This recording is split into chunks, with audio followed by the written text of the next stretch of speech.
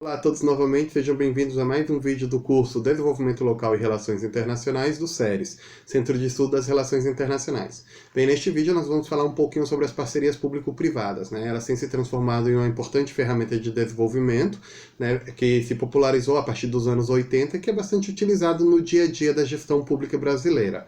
As parcerias público-privadas, né, elas surgiram justamente decorrentes da descapitalização dos estados, né, devido aí ao aumento das políticas neoliberais, né, que aconteceu em todo o globo, principalmente após, né, o fim do mundo bipolar, e nós tivemos aí como os estados eles acabaram perdendo recursos, né, ao privatizar as suas empresas, e de alguma forma eles deviam buscar, né, cobrir essa necessidade de recursos, capitalizar novos recursos através do setor privado e dessa forma levar em diante seus projetos de infraestrutura, seus projetos estratégicos e seus projetos de desenvolvimento.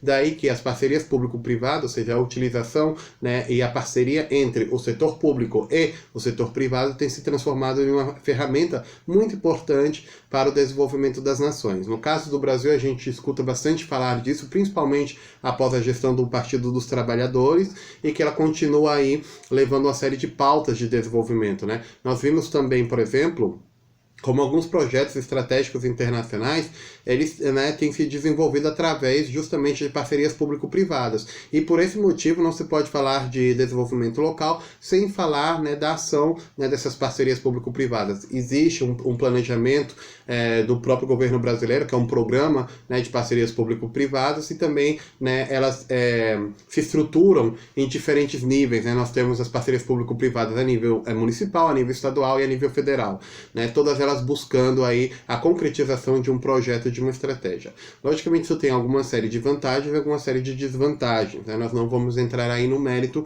disso, né? Mas bem, nós vamos falar como se pode utilizar essa ferramenta de desenvolvimento, né? Como o setor público pode fazer uma capitalização, captar, na verdade, perdão, recursos dentro do setor privado e dessa forma conseguir levar em diante seus projetos, né, visando o desenvolvimento de uma região. Nós lembramos também que nós estamos falando sempre de desenvolvimento local, porém com a forte interferência dos fatores internacionais. Cabe lembrar que muitas das empresas que participam, ou, embora elas tenham sede em um determinado município, elas muitas vezes são pressionadas, né, por fatores internacionais, seja porque a sua matriz esteja no exterior, seja porque, né, elas atuam no mercado internacional através de exportação e importação, etc. Então, como levar adiante esses projetos, né, como tecer esse relacionamento entre o setor público e o setor privado, né, levando em consideração a realidade das próprias empresas, né, e vendo também como é importante isso para o andamento do país. Vamos lembrar de alguns projetos como pode ser o caso do Brasil, né, do trem de alta velocidade entre São Paulo e Rio de Janeiro, que foi uma proposta feita pelo governo federal, na qual se tentou atrair aí investidores estrangeiros através da parceria público-privada e depois, né, conceder o regime de concessão, né, da exploração dessa infraestrutura estratégica, né. Também quando nós falamos sobre justamente esse modelo, não somente o modelo de concessão como modelo de administração, nós temos aí dois modelos muito diferenciados, né. Por um lado nós temos a privatização, por outro lado nós temos a concessão. Lógico, cada uma delas possui seus benefícios e também seus malefícios. A privatização de uma infraestrutura pública, ela acontece normalmente quando a infraestrutura já está construída e na qual existe uma venda, né, por parte do governo de uma determinada infraestrutura ou recurso, né?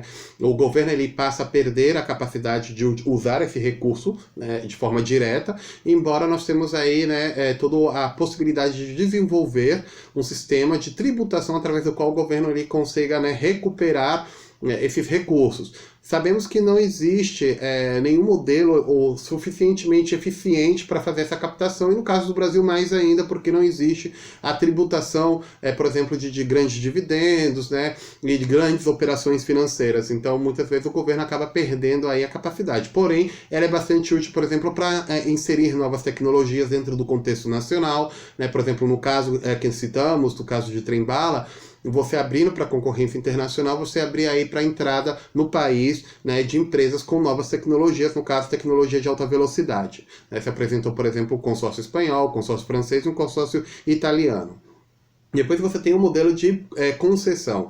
O modelo de concessão é uma espécie de aluguel, através do qual o governo ele faz uma concessão de uma infraestrutura ou um recurso público para a iniciativa privada dentro de um espaço de tempo, com uma série, né, de prerrogativas, uma série de ações e medidas compensatórias, né?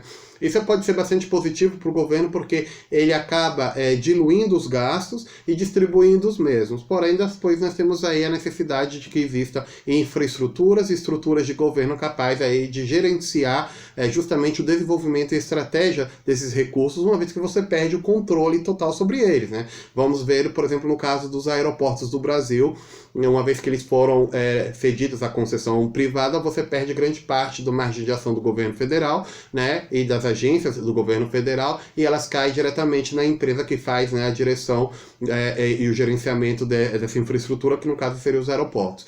Então, quando a gente tem os processos de parcerias, elas podem ter essas diferentes finalidades depois, uma vez concluído o processo, porém, ela tem sido bastante utilizada pela incapacidade seja do governo federal, do governo municipal, do governo estadual, né, de obter os recursos financeiros necessários para levar à frente esses projetos, né, ou até mesmo pelas próprias dificuldades técnicas que pode existir dentro desse projeto de desenvolvimento. Por esse motivo, a parceria público-privada tem se transformado não somente nessa ferramenta de desenvolvimento, como também numa boa opção, principalmente para os países emergentes, na construção rápida de infraestrutura, né, e na obtenção aí da otimização da utilização de seus recursos.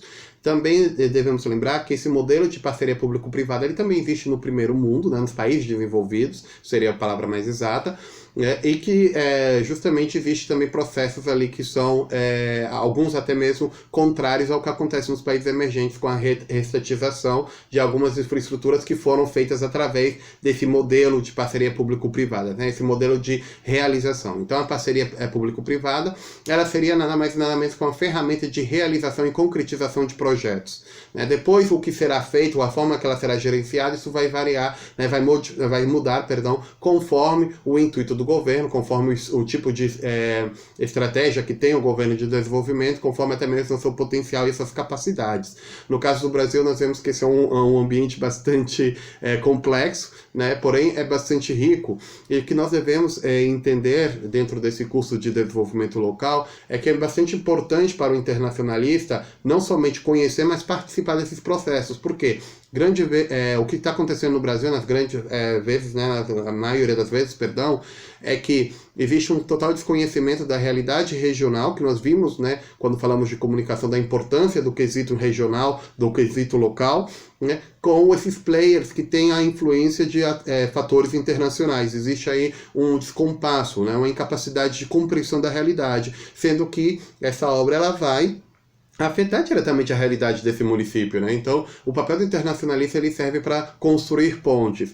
É uma pena que ainda esse seja um mercado bastante fechado, principalmente esse mercado das PPPs, e que eles ainda sejam muito focados no setor técnico, né? Nós temos aí a presença de engenheiros, arquitetos, etc., e temos pouca presença de internacionalistas. Porém, essa é uma grande área de expansão, principalmente, né, com essa progenia que existe no Brasil e nos outros países, né, com novas instituições representantes aí dos diferentes poderes, das diferentes esferas do poder na qual se estrutura a política do país, e também por essa repartição das próprias responsabilidades da esfera federal para a esfera estadual e para a esfera municipal, ou seja, os municípios e os estados têm cada vez mais responsabilidades, cada vez mais necessidades, porém cada vez menos recursos. Então uma forma de você gerenciar isso é através da parceria público-privada.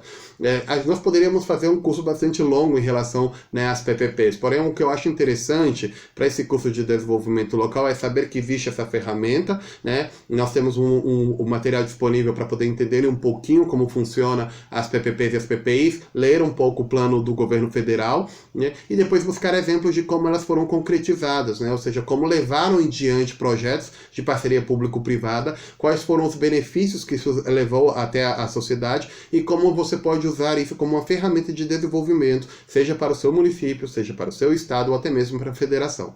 Então tá, muito obrigado, nos vemos no próximo vídeo, até mais.